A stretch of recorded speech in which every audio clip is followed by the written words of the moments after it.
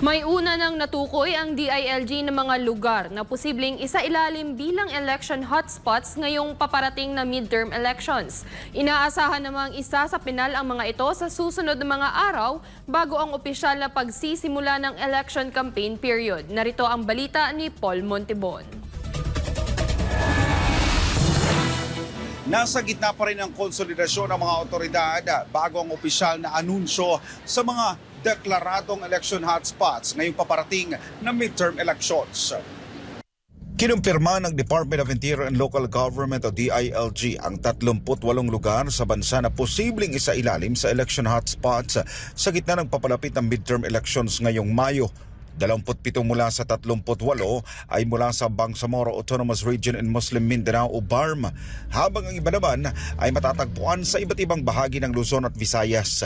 Sa pulong balitaan ng PNP sa Campo Crame, nilinaw nila na isa sa ilalim pa sa revalidation ang listahan ng DILG sa tulong ng Joint Peace and Security Coordination Council.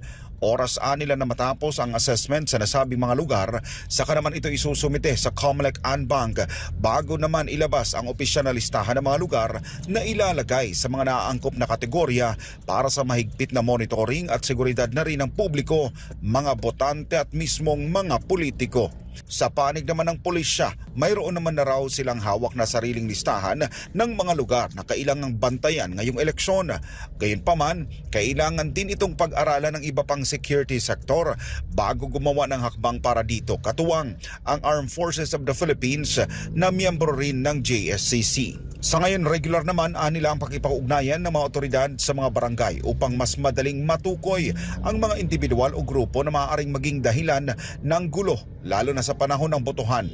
Nauna nang kinumpirma ng PNP ang kanilang pagmamanman sa 3 aktibong private armed groups sa bansa at 5 potential private armed groups na maaaring magamit ang mga politiko para sa abanse ng mga ito ngayong eleksyon.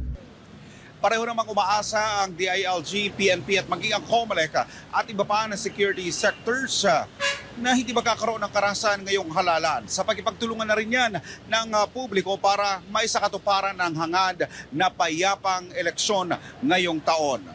Mula dito sa Quezon City, para sa Diyos at sa Pilipinas, kumahal. Ako si Paul Montibon, SMNI News.